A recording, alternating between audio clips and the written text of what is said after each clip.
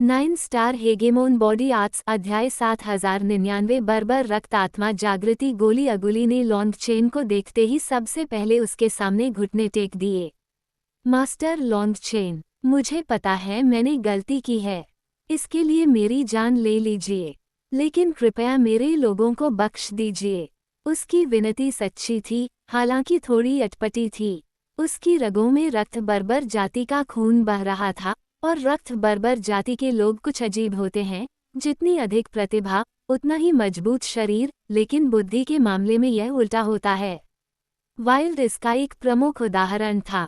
उसका वंश एकदम शुद्ध था, और जैसे जैसे वह बड़ा हुआ उसकी शक्ति भी बढ़ती गई, लेकिन उसकी बुद्धि उतनी भी तेज नहीं थी जितनी तब थी जब वह पहली बार फीनिक्स क्राई साम्राज्य में लॉन्गचेन से मिला था। अपने इस मूर्ख भाई के बारे में सोचकर लॉन्गचेन थोड़ा चिंतित हो गया। वह जानता था कि वाइल्ड के लोग उसके साथ अच्छा व्यवहार करते हैं, लेकिन वे बहुत लंबे समय तक अलग रहे थे। दुर्भाग्य से वह अभी भी उतना मजबूत नहीं था। पर्याप्त शक्ति प्राप्त करने के बाद वह सुनिश्चित करेगा कि वाइल्ड उसके साथ रहे, तभी उसे चैन मिलेगा। लॉन्गचेन घुटनों के बल बैठे अगुली को देखता रहा, अवाक। उसने पहले ही उसे बता दिया था कि उसका भाई रक्त बर्बर जाति का राजा है, तो वह उसे क्यों मारेगा। हालांकि अगुली की शक्ति बहुत ही भयानक थी। पूर्णिमा संप्रदाय के विशेषज्ञों ने उस पर हथकड़ी लगा दी थी क्योंकि वह खुद पर नियंत्रण नहीं रख पा रहा था। शायद अगुली को लगा कि इसी वजह से उसे मृत्युदंड दिया जाएगा, और वह कम से कम अपने लोगों के लिए दया की भीख मांगना चाहता था। लॉन्गचेन को समझ ही नहीं आ रहा था कि वो इतनी बुद्धि का प्रदर्शन कैसे करे। चिंता मत करो, मैं तुम्हें नहीं मारूंगा। मैं तुम्हारे और तुम्हारे लोगों के लिए रक्त बर्बर जाति के राजा से मिलने का भी कोई उपाय सोचूंगा। लॉन्गचेन ने अगुली को उठा लिया। अगुली तुरंत बहुत खुश हुआ, लेकिन फिर जल्दी ही उदास हो गया। हम सब धोखे में आ गए। हम अपने राजा से कैसे मिल पाएंगे। इन दिनों लोग उसकी देखभाल कर रहे थे, उसने उनसे ही सब कुछ जाना था। लॉन्गचेन समझाना चाहता था, लेकिन ये सोचकर कि उसकी मोटी बुद्धि में यह बात डालना कितना मुश्किल होगा, उसने कोशिश करने से पहले ही हार मान ली। इसके बजाय उसने बस पूछा, क्या तुम मुझ पर भरोसा करते हो। अगुली ने दृढ़ता से सिर हिलाया। तुम मुझसे ज्यादा शक्तिशाली हो, मैं तुम पर भरोसा करता हूँ। लॉन्गचेन के पास कहने के लिए शब्द नहीं थे। ठीक है, एकदम सही तर्क। तो अगर तुम मुझसे ज्यादा शक्तिशाली हो गए, तो क्या तुम मुझ पर भरोसा करना छोड़ दोगे? उसने पूछा। अगर तुम मुझे शक्तिशाली बनाते हो, तो इसका मतलब है कि तुम मेरे साथ अच्छा व्यवहार करते हो। मैं फिर भी तुम पर भरोसा करूंगा। अगुली ने मासूम आंखों से उसे देखते हुए कसम खाई। लॉन्गचेन ने कहा, ठीक है, मुझे अपने सार रक्त का आधा हिस्सा दो। ठीक है। अगुली ने जरा भी संकोच नहीं किया। उसने अपने हाथ अपनी छाती के सामने बांध लिए। उसकी अविश्वसनीय रक्त शक्ति के निकलने से खून के रंग की लपटें उठीं। कुछ ही देर में उसकी छाती के सामने सिर के आकार का खून का गोला बन गया। खून का ये गोला घूमते हुए प्रतीकों से भरा हुआ था। इससे हिंसक उतार चढ़ाव आ रहे थे। इस बीच अगुली का चेहरा पीला पड़ गया और वह सुस्त हो गया। ऐसा लग रहा था मानो किसी विशाल मच्छर ने उसका सारा खून चूस लिया हो। उसका सिर पसीने से तर था। अगुली ने लॉन्गचेन को रक्त का गोला थमा दिया। मास्टर लॉन्गचेन, क्या ये काफी है? अगर नहीं, तो मैं थोड़ा और निकाल सकता हूँ। वो बहुत बुद्धिमान तो नहीं था, लेकिन जानता था कि बर्बर जाति का सार रक्त शरीर साधना करने वालों के लिए एक उत्कृष्ट औषधि है। ये शरीर को निखारने के लिए एक अनमोल औषधि है। इसलिए जब लॉन्गचेन ने उससे उसका सार रक्त मांगा, तो उसने सोचा कि लॉन्गचेन इसका उपयोग अपने शरीर को बेहतर बनाने के लिए करना चाहता है। इसीलिए उसने पूछा कि क्या ये काफी है। अगुली की मासूमियत देखकर लॉन्गचेन ने मन ही मन आह भरी। ब्रह्मा वंश के सभी लोग अपराधी हैं। वे इतने सीधे सादे और ईमानदार व्यक्ति को कैसे धोखा दे सकते हैं? बर्बर जाति के लोग जिस क्षण किसी पर भरोसा करते हैं, वे उस पर बिना शर्त भरोसा करते हैं। इसलिए लॉन्गचेन के अनुरोध को पूरा करने से पहले अगुली ने अपनी प्रतिष्ठा, अपनी शक्ति या किसी और बात के बारे में नहीं सोचा। बस करो, अब तुम आराम कर सकते हो और अपने लोगों की चिंता मत करो, मैंने उन्हें चुपके से यहाँ लाने के लिए लोगों को भेज दिया है। जल्द ही तुम उनसे मिल पाओगे, लॉन्ग चेन ने कहा। ये सुनकर अगुली की आंखें उत्साह से लाल हो गईं। वह पूर्णिमा संप्रदाय के शिष्यों के पीछे पीछे चला गया। अगुली के जाने के बाद जी यान, शेन किंगजू और अन्य लोग एक पर्दे के पीछे से बाहर आए। सच में, बर्बर लोग बहुत प्यारे होते हैं। शिन यूं हंसी। उसे अगुली का भोलापन बहुत प्यारा लगा। जब वो हमसे लड़ रहा था तब तो तुमने उसे प्यारा नहीं कहा था, ची युतोंग ने चिढ़कर कहा। उस समय अगुली मानव रूप में एक जानवर की तरह था, अविश्वसनीय रूप से क्रूर और शक्तिशाली। वो जरा भी प्यारा नहीं लग रहा था। बड़े भाई, आपको उसका सार रक्त क्यों चाहिए? जी वानाई ने उत्सुकता से पूछा। लॉन्ग चेन ने सार रक्त का गोला उन्हें दिखाने के लिए ऊपर उठाया। अगुली में ब्लड बार्बेरियन जाति का रक्त है। हालांकि यह शुद्ध नहीं है, फिर भी उसमें रूप बदलने की शक्ति होनी चाहिए। लेकिन जब वह तुम्हारे विरुद्ध हताशा में था, तब भी उसने रूप नहीं बदला। इसका मतलब है कि उसे रूप बदलना नहीं आता। मैं उसकी मदद करना चाहता हूँ। शायद उसके वरिष्ठों को रात में मरने से पहले उसे सिखाने का मौका नहीं मिला। जी वानाई ने अनुमान लगाया। लॉन्ग चेन ने सिर हिलाया।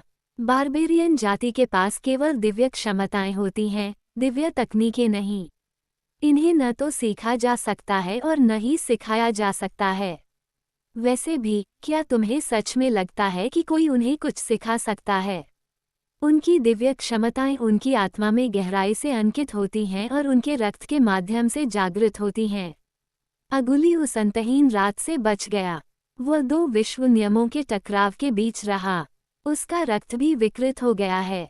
इस विकृत रक्त में बहुत सारी अशुद्धियां हैं और ये ऊर्जाएं आपस में टकराती हैं। मैं देखना चाहता हूं कि क्या मैं उसके रक्त से इन अशुद्धियों को दूर कर सकता हूं। उसके बाद मुझे उम्मीद है कि मैं कुछ उत्परिवर्तित औषधीय पौधों का उपयोग करके एक आत्मा जागरण गोली बना सकूंगा और उसकी वंशानुगत शक्ति को जागृत करने में उसकी मदद कर सकूंगा। अगर यह काम करता है, तो मुझे पता भी नहीं कि वह कितना अधिक शक्तिशाली हो जाएगा। ओह, और यह सिर्फ वही नहीं होगा। उसकी जाति के सभी जीवित बचे लोग इसी मार्ग पर चल सकेंगे। आखिरकार वे सभी उस रात जीवित रहने में कामयाब रहे। उन्हें भी स्वर्ग द्वारा चुना हुआ माना जा सकता है। बेशक, अगर यह काम नहीं करता है, तो मैं उसके सार रक्त को जितना हो सके शुद्ध करके उसे वापस कर दूंगा। उसे कोई हानि नहीं होगी। अगुली का वंश शुद्ध नहीं था, बल्कि उत्परिवर्तित हो चुका था और उसकी क्षमता केवल स्वर्ग को ही ज्ञात थी।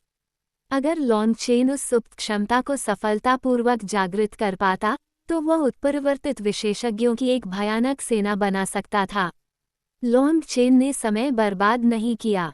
उसने उन्हें एक कमरा तैयार करने को कहा और दानव चंद्रमा कड़ाही निकाली। उसने स्वयं लंबे समय से गोलियां नहीं बनाई थीं। लॉन्ग चेन को तुरंत ही अपने और दानव चंद्रमा कड़ाही की ज्वाला के बीच एक असंगति का एहसास हुआ। इससे उसे एक चेतावनी मिली। याओ लिंगर लगातार गोलियां बना रही थी और अपनी क्षमताओं को बढ़ा रही थी, जबकि लॉन्ग चेन अभी भी अपने मूल स्तर पर ही अटका हुआ था। ये ठीक नहीं था। भविष्य में वह ढिलाई नहीं कर सकता था। आखिरकार रसायन विद्या ही उसके लिए स्वर्ग को चुनौती देने और अपने भाग्य को बदलने का पहला कदम था। वह मार्शल आर्ट के मार्ग पर चलते हुए इसे नहीं छोड़ सकता था। शुक्र है, याओ लिंगर ने उसके साथ काम करने की पूरी कोशिश की। वे धीरे धीरे एक दूसरे के अनुरूप ढलते गए और अपनी पुरानी एकीकृत अवस्था को पुनः प्राप्त कर लिया। सार रक्त को परिष्कृत करना आसान नहीं था। ज्वाला को पूरी तरह से नियंत्रित करना आवश्यक था। जरा सी भी गलती से रक्त की आध्यात्मिकता नष्ट हो जाती। ऐसे में सारा रक्त व्यर्थ हो जाता। पूरा दिन बिताने के बाद लॉन्ग चेन ने अंततः रक्त में मौजूद अशुद्धियों को निकाल दिया। बचे हुए रक्त की जांच करने के बाद उसने स्पिरिट अवेकनिंग पिल के लिए अपने पास मौजूद 8 सूत्रों में से एक को चुना। ये सूत्र बर्बर जाति के रक्त की विशेषताओं से सबसे अच्छी तरह मेल खाता था। कुछ घंटों के आराम के बाद उसने शुद्धिकरण शुरू किया। पहली बार जब उसने शुद्धिकरण किया तो उसने अगुली के रक्त का उपयोग नहीं किया। उसने अभ्यास के लिए किसी राक्षसी पशु के सार वाले रक्त का उपयोग किया। प्रक्रिया से अभ्यस्त होने के बाद उसने याओ लिंगर के साथ मिलकर बर्बर रक्त आत्मा जागरण गोली का शुद्धिकरण किया। 7 दिन बीत गए। लोंग चेन ने 100 आत्मा जागरण गोलियां तैयार की और उन्हें अगुली को दे दिया। जाहिर है अगुली को समझ नहीं आया कि वे क्या हैं, लेकिन चूंकि लोंग चेन ने उसे खाने के लिए कहा था, इसलिए उसने बिना किसी झिझक के खा लिया। उन्हें खाने के बाद वह तुरंत गहरी नींद में सो गया। उसकी त्वचा पत्थर में बदलने लगी। 1 घंटे के भीतर ही वो पत्थर की मूर्ति बन गया। अच्छा, ये समझ में आता है। वह स्टोन बर्बर जाति से है। वह पहले अपनी मूल क्षमताओं को जागृत कर रहा है। मुझे आश्चर्य है कि अंत में वह किस प्रकार की दिव्य क्षमताओं को जागृत करेगा। लोंग चेन थोड़ा निराश था। ऐसा लग रहा था कि अगुली का स्टोन बर्बर वंश उसके रक्त बर्बर वंश से अधिक था। हालांकि किसी भी स्थिति में उसके लिए इन क्षमताओं का जागृत होना अच्छी बात थी। इसका मतलब था कि यह उसके और उसके परिवार के लिए एक व्यवहार्य मार्ग था। अचानक पूरी दिव्य राजधानी कांप उठी। यह महसूस करके लोंग चेन ने भौहें सिकोड़ी। कोई दिव्य राजधानी पर हमला करने की हिम्मत कैसे कर सकता है। 9 सितारा हेगेमोन बॉडी आर्ट्स अध्याय 7100 कब्जा कर लिया गया। एक पहाड़ से भी बड़ा पक्षी अपने विशाल पंखों से दिव्य राजधानी पर प्रहार कर रहा था। उसके शरीर से शैतानी ऊर्जा बह रही थी और उसके पंख तलवारों की तरह थे। पूरी दिव्य राजधानी कांप रही थी। रक्षात्मक संरचना के मंत्र आपस में मिलकर मंत्रों की श्रृंखला बन गए। ये मंत्र आपस में जुड़कर एक विशाल जाल बना रहे थे। ये पूर्णिमा संप्रदाय की सबसे शक्तिशाली रक्षात्मक संरचना थी, जो अपनी चरम रक्षात्मक अवस्था में थी। एक त्रि-अभिव्यक्ति वाला दिव्य सम्राट। यह क्या हो रहा है? जब लोंग चेन ने शैतानी पक्षी के पीछे 3 धुंधली विधि अभिव्यक्तियों को देखा तो उसकी आंखें सिकुड़ गईं। आखिर क्या हो रहा था? पिछली लड़ाई में दिव्य राजधानी द्वारा सभी विरोधियों को कुचलने की खबर तो कब की फैल जानी चाहिए थी। अनगिनत विशेषज्ञ मारे गए थे। इसके अलावा लोंग चेन के बैंगनी रक्त वंश, ज्यूली वंश, वाइनगॉड पैलेस और ती सेंट दाओ मंदिर से संबंध अब प्रमुख शक्तियों के बीच अच्छी तरह से ज्ञात थे। सभी को भली भांति पता था कि दिव्य राजधानी इस समय धधकते सूरज की तरह थी। जो भी पास जाने की हिम्मत करता, राख में तब्दील होने का खतरा रहता। फिर भी कुछ ही दिनों के भीतर एक और त्रिरूपी दिव्य सम्राट अकेले प्रकट हुआ और बिना कुछ कहे ही हमला कर दिया। आखिर चल क्या रहा था? क्या इस विचित्र प्राणी को लगता था कि वह 9 सितारा वंश के त्रिरूपी दिव्य सम्राट से अधिक शक्तिशाली है? वरिष्ठ लोंग चेन, संप्रदाय प्रमुख अभी तक एकांतवास से बाहर नहीं आए हैं। क्या हमें इसके विरुद्ध वध संरचना का प्रयोग करना चाहिए? उप संप्रदाय प्रमुख ने पूछा। पूर्णिमा संप्रदाय के सभी लोग अपनी अपनी जगह पर तैनात थे और उनके आदेश का पालन करने के लिए तैयार थे। इसी बीच जी यान और अन्य लोग भी आ गए। जी यान ने तुरंत कहा, लोंग चेन, इस पक्षी में कुछ गड़बड़ है। लोंग चेन ने सहमति में सिर हिलाया। हाँ, ये साफ तौर पर बेकाबू हो गया है, लेकिन इसकी शक्ति नियंत्रण से बाहर नहीं हुई है। शेन किंगशुए और बाकी लोग उनसे पक्षी की ओर देखने लगे। उन्हें समझ नहीं आ रहा था कि वे क्या कह रहे हैं। किंगशुए, अपनी बैंगनी क्रिस्टल दिव्य पुतलियों का इस्तेमाल करो, लोंग चेन ने आग्रह किया। शेन किंगशुए चौंक गई। लोंग चेन ने उसे कुचलने के बाद उससे कहा था कि वह दुनिया को अपनी आंखों से देखना बंद करे और इसके बजाय अपने दिल का इस्तेमाल करे। इस प्रकार उसने बैंगनी क्रिस्टल दिव्य पुतलियों का उपयोग पूरी तरह से बंद कर दिया था। उसे आश्चर्य हुआ कि अब वो उसे इनका उपयोग करने के लिए कह रहा है। फिर भी उसने बिना झिझक के ऐसा किया। उसकी आंखों में बैंगनी दिव्य प्रकाश प्रकट हुआ और एक क्षण बाद उसने फुसफुसाते हुए कहा, बड़े भाई, इसके क्रिस्टल कोर और नेदान दोनों के भीतर एक अजीब तरह का प्रकाश छिपा हुआ है। क्या इसका मतलब है ये पक्षी किसी के वश में है? शी वानई और बाकी लोग चौंक गए। शिन यू ने कहा, इसे नियंत्रित करने वाला व्यक्ति उत्तर पश्चिम दिशा में कहीं है। मुझे ठीक ठीक स्थान का पता नहीं है। जो भी हो, वो बहुत अच्छी तरह से छिपा हुआ है। मैं ठीक से उसका पता नहीं लगा पा रही हूँ। उसकी क्षमताओं को देखते हुए ये व्यक्ति वास्तव में छिपने में माहिर होना चाहिए। शिन यू की आध्यात्मिक हृदय कलाएं लगभग स्वर्ग को चुनौती देने वाली थीं। महान युग से पहले भी वो जिथा संप्रदाय की विशाल संरचनाओं के माध्यम से एक मार्ग बनाकर लॉन्गचेन को उनके बिना जाने ही अंदर भेज सकती थी। लेकिन आज वो पक्षी पर बने चिन्ह का उपयोग करके उसके स्वामी का स्थान पता लगाने में असमर्थ थी। यह इस बात का पर्याप्त प्रमाण था कि यह व्यक्ति बहुत शक्तिशाली था। बेशक, अगर वह शक्तिशाली नहीं होता तो वह त्रि-अभिव्यक्ति वाले दिव्य सम्राट को कैसे नियंत्रित कर सकता था। अचानक दानव पक्षी ने हमला करना बंद कर दिया। उसकी रक्त रंग की आंखें लॉन्गचेन पर टिक गईं। तुम लॉन्गचेन हो, वही जिसे 9 स्वर्गों का सर्वोपरि माना जाता है। दानव पक्षी ने वास्तव में बात की। उसकी कर्कश आवाज स्वर्ग और पृथ्वी में गूंज उठी। तुम मेरी शक्ति का आकलन करने के लिए दिव्य राजधानी आए हो। लॉन्गचेन ने उपसंप्रदाय प्रमुख को उसे बाहर भेजने का इशारा किया। वह तुरंत दिव्य राजधानी के भव्य गठन के बाहर प्रकट हो गया। दानव पक्षी को आश्चर्य हुआ कि लॉन्गचेन ने स्वयं पहल करके बाहर आने का फैसला किया। उसकी द्वेषपूर्ण आंखों में थोड़ी सी झिझक दिखाई दी। बोलो, क्या चाहते हो? लॉन्गचेन ने अपने हाथ पीछे बांध लिए और दानव पक्षी को उदासीनता से देखा। वो इस दानव पक्षी के सामने चींटी जितना छोटा प्रतीत हो रहा था। वह पूरी तरह से बेजोड़ लग रहा था। लेकिन इस पक्षी की आभा कितनी भी शक्तिशाली क्यों न हो, लॉन्गचेन शांत रहा। उसकी आभा क्षणभंगुर और समझ से परे थी।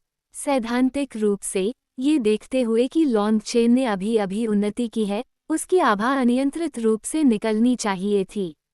लेकिन उसका आध्यात्मिक और मानसिक स्तर इतना उच्च था कि इस भारी वृद्धि के बाद भी उसकी शक्ति अभी भी उसके पूर्ण नियंत्रण में थी। बुरा नहीं, यदि तुम युद्ध में मेरे साथी बनने को तैयार हो तो मैं तुम्हारी जान बख्श सकता हूँ। दानव पक्षी ने घोषणा की। उसकी आंखें रक्तचंद्र की तरह चमक रही थीं। लॉन्गचेन ने तिरस्कारपूर्वक कहा, एक ऐसे तुच्छ प्राणी का साथी जो मेरे सामने आने की हिम्मत भी नहीं करता। क्या इससे मैं और भी बड़ा तुच्छ प्राणी नहीं बन जाता? मौत को दावत देना। पक्षी से तुरंत ही शैतानी ऊर्जा फूट पड़ी। ये भयंकर ज्वालाओं में परिवर्तित हो गई, जिसने आकाश को भर दिया। यहाँ तक कि इसके स्वर्ग पृथ्वी नियम के स्वरूप भी प्रज्वलित हो गए। अचानक वीणा की ध्वनि सुनाई दी। जी यान अवरोध के भीतर से आगे बढ़ रही थी। शिन यू हस्त मुद्राएं बना रही थी। वीणा की ध्वनि गूंजते ही उसने चिल्लाकर कहा, आत्मा नियम, आत्मा हृदय अवरोध। उसके माथे पर बना सार चिन्ह प्रज्वलित हो गया। शैतानी पक्षी की ज्वालाएं तुरंत बुझ गईं, मानो उन पर बर्फीला पानी डाल दिया गया हो। उसी समय उसका शरीर कांप उठा। उसकी आंखें बेजान हो गईं और वह हिल नहीं पा रहा था। आत्मा हृदय अवरोध शिन यू का तुरुप का पत्ता था। यहाँ तक कि डार्क फेदर ब्लेज डेविल के विरुद्ध भी ये तकनीक कारगर साबित हुई थी। ये देखते हुए कि डार्क फेदर ब्लेज डेविल की शक्ति उससे कहीं अधिक थी, इस तकनीक से उसका अस्थायी रूप से नियंत्रण हासिल कर पाना ही इसकी शक्ति का प्रमाण था। जी यान ने सबसे पहले हेवनली डेविल जिथा से पक्षी की उन्मादी अवस्था को बाधित किया। उसकी आत्मा में अराजकता के कारण यहाँ तक कि त्रिरूपी दिव्य सम्राट भी स्पिरिट हॉट लॉक से प्रभावित हो गया था। और यद्यपि शिन यू उसे केवल आधे पल के लिए ही बांध पाए, लेकिन लॉन्गचेन के लिए ये काफी था। दिव्य प्रकाश की एक चमक के साथ रक्त हवा में फैल गया। उसके पीछे एक विशाल सिर दिखाई दिया। लॉन्गचेन के हाथ में एविलमून था।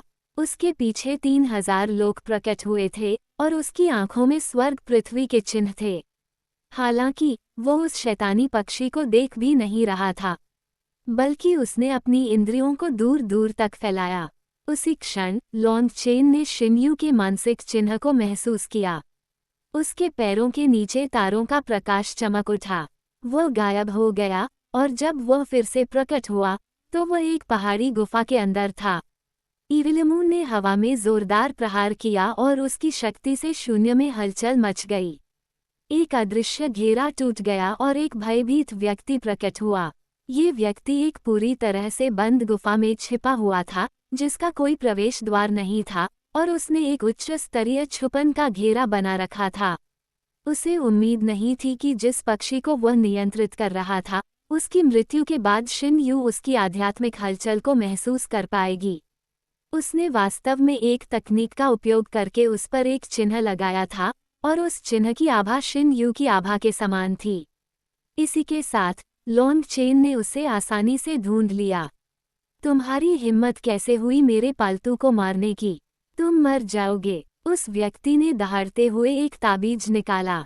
दुर्भाग्य से ताबीज को सक्रिय करने से पहले ही इविल मून ने उसका हाथ काट दिया। लॉन्ग चेन हैरान रह गया। इस व्यक्ति में इतने भयानक जानवर को नियंत्रित करने की क्षमता थी, लेकिन वह खुद बेहद कमजोर था। इसमें कोई आश्चर्य नहीं कि वह छिपा रहा। एक कदम में ही लॉन्ग चेन उसके सामने आ गया। उस आदमी के दूसरे हाथ में एक नीले रंग का खंजर प्रकट हुआ और उसने उसे लॉन्ग चेन की पसलियों पर वार कर दिया। उसकी प्रतिक्रिया की गति अच्छी मानी जा सकती है, और यह खंजर स्पष्ट रूप से विषैला था। यहाँ तक कि एक त्रिगुणित दिव्य सम्राट भी इससे घायल हो जाता। हालांकि खंजर उस तक पहुंचने से पहले ही लॉन्ग चेन ने अपने हाथ से उस आदमी के चेहरे पर एक जोरदार थप्पड़ मारा। उस आदमी ने खून थूका, साथ ही उसके आधे दांत भी टूट गए। बिजली की तेजी से लॉन्ग चेन ने उसका गला पकड़ा और उसे ऊपर उठा लिया। तभी शून्य में हलचल मच गई। एक विशाल आकृति प्रकट हुई और चिल्लाई, जो कोई भी मेरे शिष्य को नुकसान पहुंचाने की हिम्मत करेगा, वह मौत को दावत देगा।